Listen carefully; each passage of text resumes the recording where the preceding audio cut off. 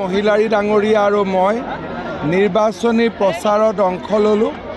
ইমান বৰষুণ আৰু প্ৰতিকূলৰ মাজতো 50,000তকৈ অধিক ৰাইজৰ উপস্থিতিয়ে নিশ্চিত কৰিছে যে এই সিটত NDAৰ প্ৰাৰ্থী অৰূপ কুমাৰ দে বিজয়ী হ'ব আৰু মই বিশ্বাস কৰোঁ যে BTCৰ 15টা সিটৰ 15টা সিটতে NDA প্ৰাৰ্থী বিজয়ী হ'ব।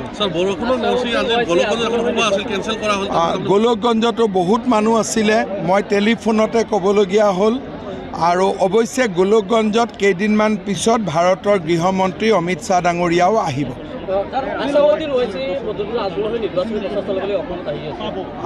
মোৰ হাতত তেনেকুৱা কোনো খবৰ নাই আৰু মই নাজানো এই বিষয়ে।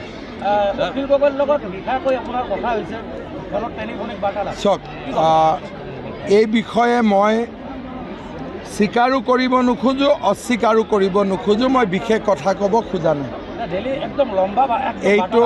এইটো টপিকৰ ওপৰত মই বিশেষ মন্তব্য দিব খোজা নাই। হ'ব,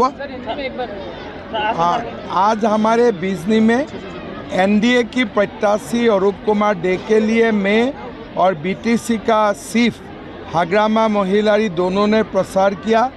बरसात की बाद भी 50,000 से ज़्यादा लोग उपस्थित रहा। मैं विश्वास करता हूं कि भारी वोटों से हम बिजनी सीट जीत लूँगे। এইবাৰ তো বহুত সিট ওলাব, কিমান ওলাব গন্তি কৰি তত নাপাম আৰু 20-22টাত হয়তো থাকিব। BTCত বৰ্তমান BPF নোহোৱা হ'ল নেকি?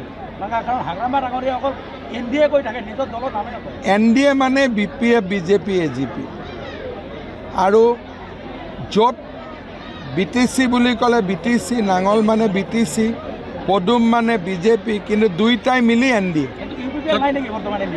বৰ্তমানতো UPPL আমাৰ লগত নাই, তেওঁলোকেতো নিজাকৈ ইলেকশ্যন খেলিছে।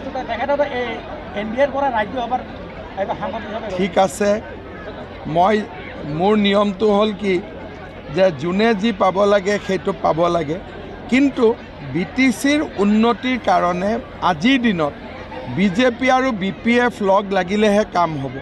গতিকে বেলেগ দল লগত থাকিলেওতো BTCৰ কাৰণে কাম কৰিব নোৱাৰিম। BTCৰ কাৰণে কাম কৰিবৰ কাৰণে BJP লাগিব, BPF লাগিব, নৰেন্দ্ৰ মোদী লাগিব, হিমন্ত বিশ্ব শৰ্মা লাগিব, হাগ্ৰামা মহিলাৰী লাগিব আৰু BTCৰ ৰাইজক লাগিব।